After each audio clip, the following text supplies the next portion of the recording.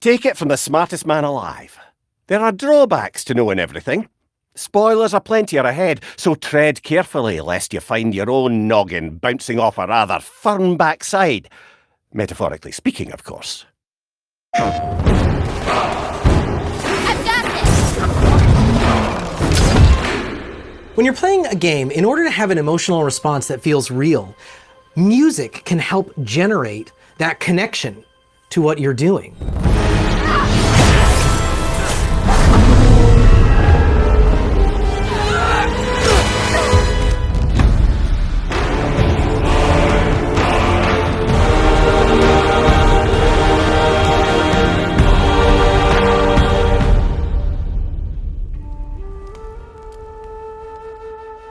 My name is Bear McCreary. I am the composer for God of War Ragnarok.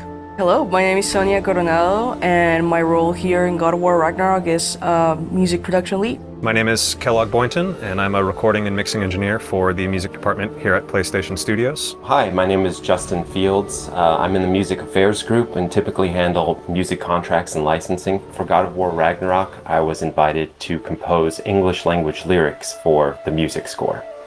Composing music for a video game begins in my studio, in my head. I want to come up with themes that will resonate, melodies that gamers will be able to take with them on this journey. From there, it involves a lot of people. My main goal for this game is to make an interactive music experience for the players so they feel really immersed in the world of God of War through music. My role on the production for the music of God of War was to help oversee the recording sessions, working with our external engineering partners, both over in London and over in Iceland, working with them on mic choice and placement, providing them any details that they may need, as well as being able to mix some of the score. The music group at PlayStation strives to leave no creative stone unturned, and composing lyrics for the score and translating those to Old Norse was an opportunity for us to lend an air of authenticity that will help bring the players into the realm and world of God of War Ragnarok. Well, I'd recognize that dour expression anywhere.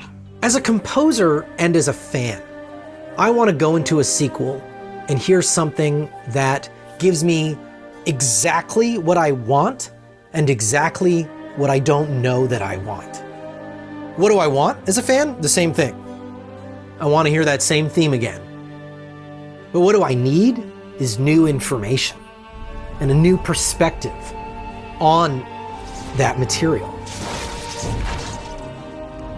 I think my initial challenge in facing God of War Ragnarok was in trying to match, ultimately exceed the scope of my score for God of War. When I read the script for Ragnarok, the story was expanding. The roster of characters, the realms, everything was bigger and simultaneously needed to be as emotionally immediate.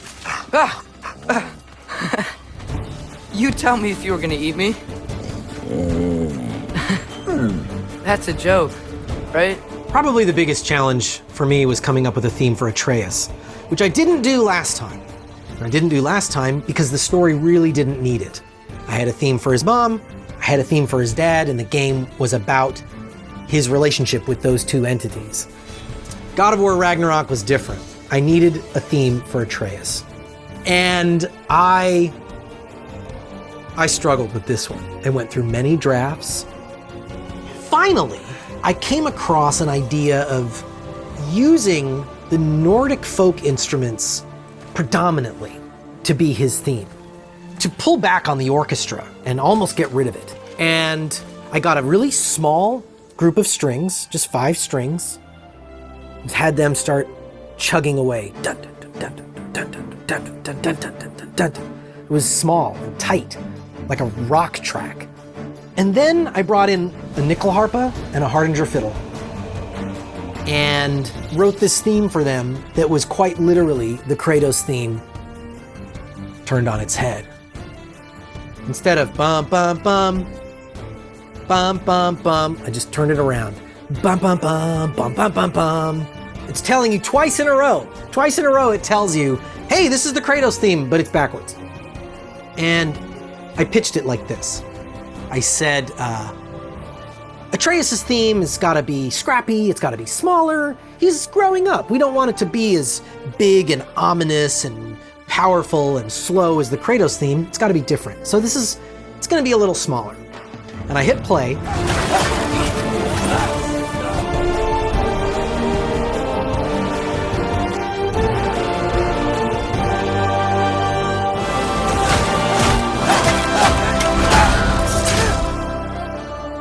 And at the end, I remember Eric Williams was quiet and Corey was laughing. Corey was like laughing at me. And he looked at me and he said, "I love that you think that piece is smaller." And I felt at that point that I had, in a way, overcome the biggest challenge I was gonna face. I thought from there, be smooth sailing. Turns out I was wrong about that. One of the biggest challenges that we overcame is that we had to record this entire score remotely. Obviously, due to the pandemic, we were not allowed to travel for obvious reasons. So we had to be able to figure out how to do this all remotely with our team in Los Angeles while recording the orchestra over in London and in Iceland. So being able to kind of pull together as a team and pull this off, especially with the hurdles that we had to work through, it was a huge accomplishment for everyone involved. And I find that the quality of the implementation, the creative instincts of the team that are actually putting the music into the game are part of what shapes your experience when you play it. One of my proudest achievements is something that we actually thought early on during this project. We were wondering, is there a way to not cut off melodies in a game that is so interactive? So we really try to carry that vision into this game, and it was really a team effort to make this happen, but we ensured that in all boss fights and in all systemic content, as much as we could, to let no melody be harmed. And I hope all the players get to enjoy that. Oh, it's really you. The first day that I met with Corey and Eric to discuss God of War Ragnarok, we spent the vast majority of it talking about Angrboda and Atreus. Her impact on the story is massive, and making sure that she and Atreus had a relationship that works and that the audience bonds with her was a primary focus for me as a composer. In many ways, her theme pushes the boundaries of our score a little bit. I wanted sounds that would be in the same musical realm as these Nordic folk instruments, but I wanted something that was different. It's this perfect mix of sweetness and innocence combined with the magic aspect of this realm.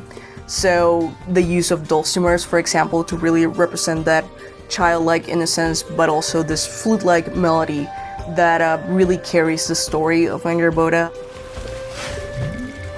So this unique wooden flute comes in, playing her melody.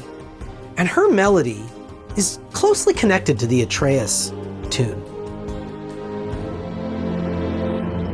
The first 5 notes are the same. Da da da da da. Da da da da da da da. That's Atreus. Da da da da da. That's Angrboda. Because they're related. Their fates are intertwined. Here are the English language lyrics for Angrboda's theme, which is titled The Giantess of Ironwood. Mother, mother of wolves, you will endure. You will endure. You are your savior. Keeper, keeper of souls. The last giantess, mother of wolves, you will endure. Asa! Faster! We got him now! So this cue is a great example of how we use a few words to accomplish something fairly impactful. The line, "You are your savior," in particular, speaks volumes about Angrboda's character arc.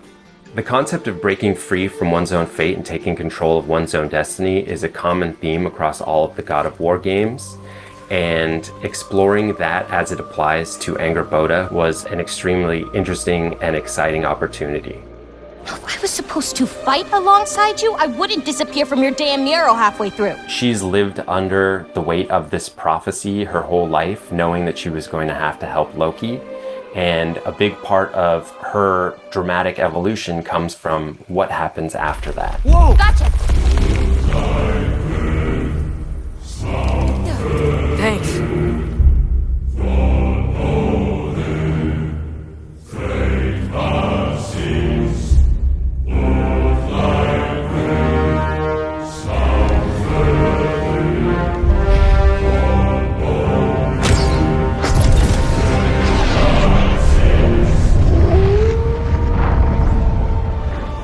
So I think the aspects that I'm most excited for the players to experience are actually the music for each realm. Hearing how the music and themes elevate the experience. The way that we've been able to tell a story through music.